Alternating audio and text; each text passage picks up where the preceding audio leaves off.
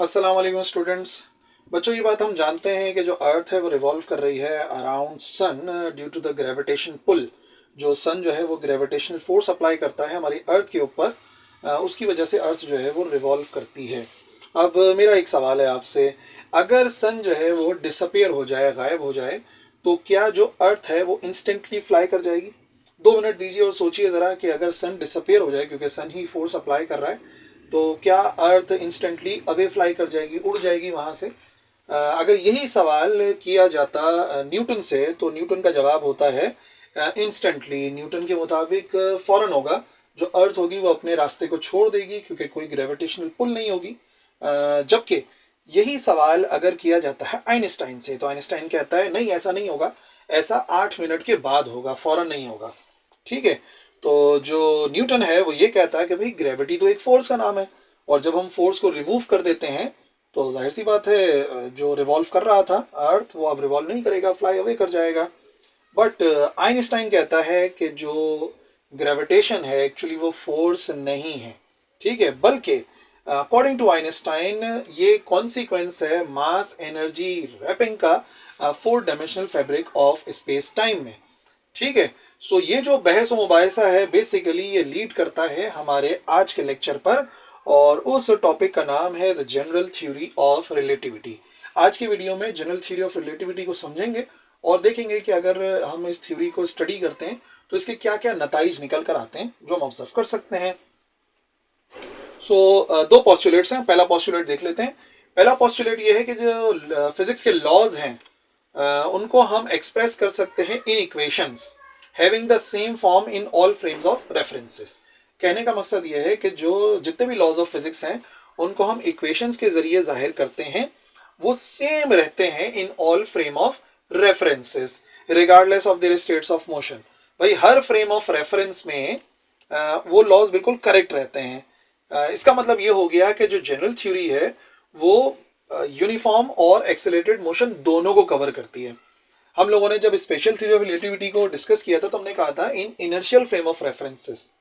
But according to general theory of relativity जितनी भी equations हैं उनकी सेम फॉर्म को हर फ्रेम ऑफ रेफरेंस में लिखा जा सकता है रिगार्डलेस ऑफ देयर मोशन, चाहे वो एक्सेलरेटेड हो, मतलब उनमें एक्सेलरेशन पाया जा रहा हो बॉडीज के अंदर, या उनकी स्पीड जो है वो यूनिफॉर्म हो।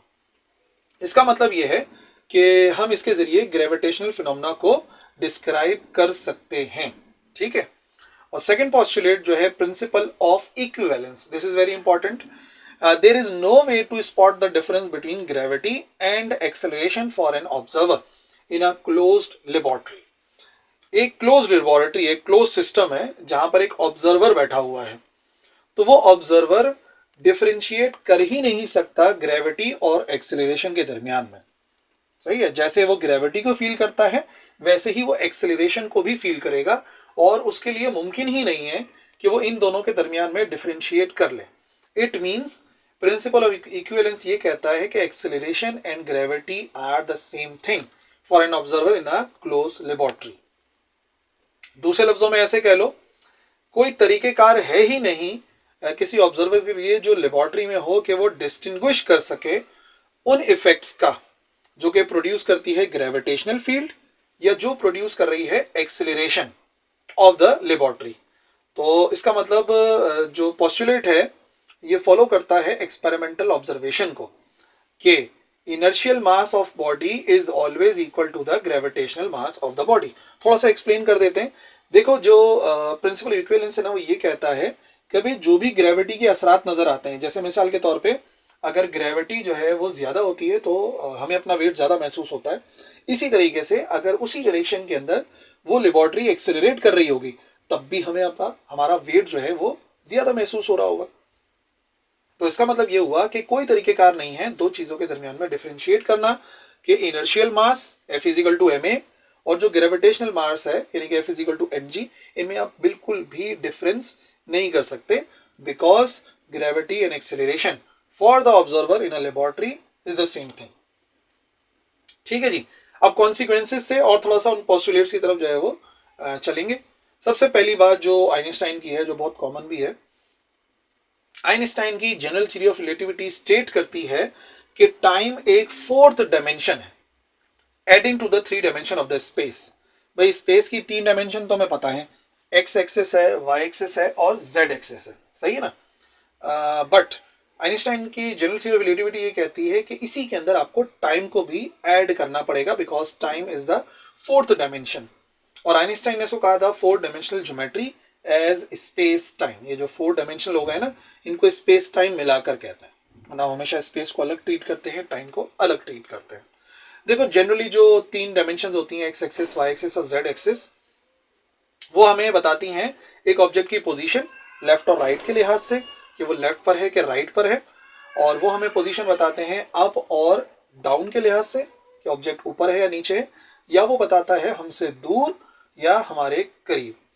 तो ये 3 बातें तो शामिल होती ही हैं स्पेस के अंदर।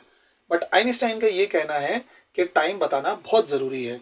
ठीक है, उससे होता क्या है, देखो ये आपको एक्सिस नजर आ रहा है, और ये जो है ना, समझ लो स्पेस टाइम पूरा आपको नजर आ रहा है। ये एक फैब्रिक है, ठीक है, फैब्रिक की तरह से दिखा रहे हैं, समझ लो कि एक रबड़ की शीट है। और इसके ऊपर फॉर एग्जांपल अगर कोई भारी ऑब्जेक्ट आ जाता है, हमारा जो पूरा स्पेस है ना, एक्स वाई जेड एक्सिस इस तरीके से एक फैब्रिक की तरह से, तो अगर इसमें कोई एक भारी ऑब्जेक्ट आ जाता है, तो यहाँ पर आप देखेंगे जो मैसिव ऑब्जेक्ट है वो स्पेस और टाइम को बेंड कर देता है। इस वजह से जो लाइटर बॉडीज होती हैं वो इसकी तरफ मूव करने की कोशिश करती हैं। तो डिफरेंस समझ में आया। आइंस्टाइन का कहना यह था कि ग्रेविटी एक्चुअली फोर्स नहीं होती, बल्कि ग्रेविटी जो है वो असर है bending of space time fabric का। ये जो हमारा स्पेस टाइम है, अगर मान लो कि भाई एक्स एक्सिस वाई एक्सिस है, तो ये बेंड हो जाते हैं जब भी इनके करीब कोई हैवियर बॉडी आती है, इस तरीके से गढ़ा नुमा बन जाता है। तो अगर यहाँ पे कोई छोटी बॉडी छोड़ भी दी जाए, तो वो इसके इर्द गिर्द रिवॉल्व करती है या इसकी तरफ अट्रैक्टेड रहती है।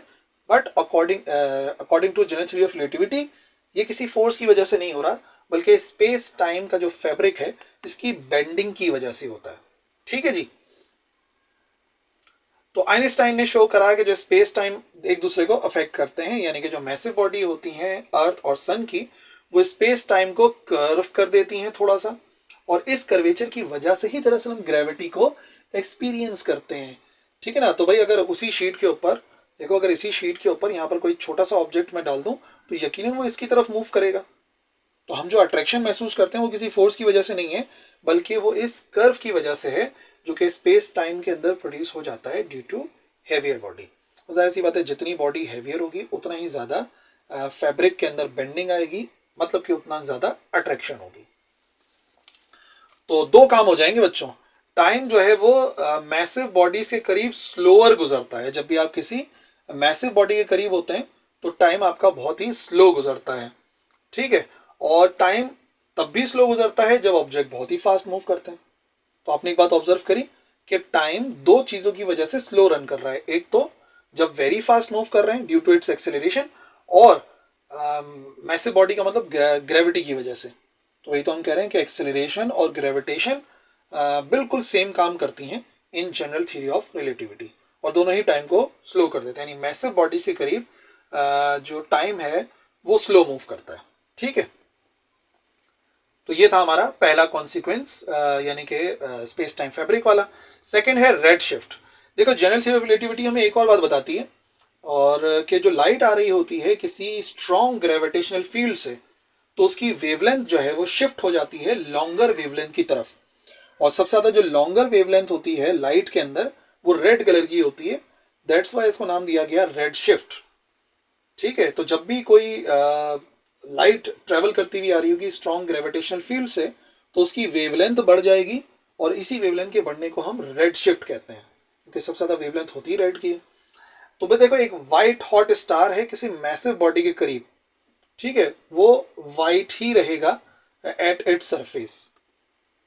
लेकिन जो ऑब्जर्वर दूर है, तो लाइट उस तक पहुंचेगी लोअर फ्रीक्वेंसी के साथ, तो वो स्लाइटली अपेयर होगा रेड शिफ्टेड।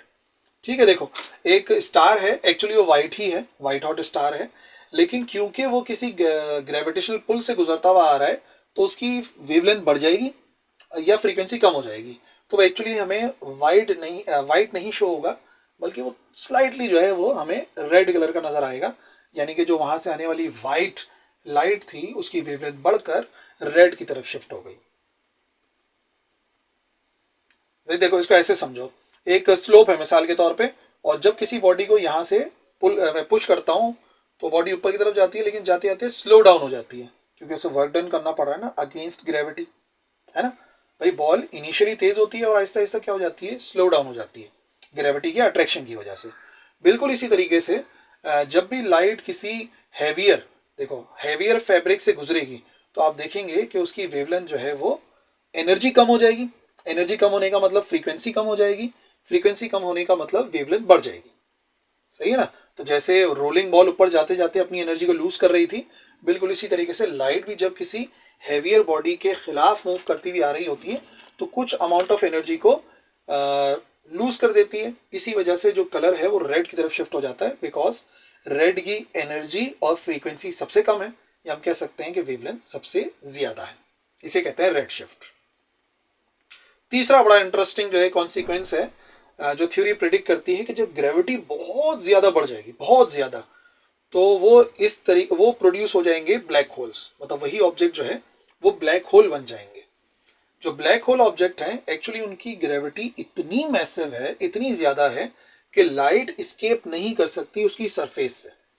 मतलब आमतौर पे ग्रेविटी ज्यादा होती है तो ऑब्जेक्ट बाहर नहीं निकल सकता ग्रेविटी से, लेकिन ब्लैक होल्स की ग्रेविटी इतनी ज्यादा है कि लाइट भी उस सरफेस से एस्केप नहीं कर पाती। और क्योंकि एस्केप नहीं कर पाती लाइट, तो ये ऑब्जेक्ट हमेशा हमें ब्लैक कलर के नजर आते हैं। सही है, तभी इनका क्या नाम है, ब्लैक होल, क्योंकि उसके पास जब भी लाइट जाएगी तो वापस रिफ्लेक्ट तो करेगा ही नहीं, तो एक होल की तरह से और ब्लैक अपेयर होता है तो ब्लैक होल कहते हैं।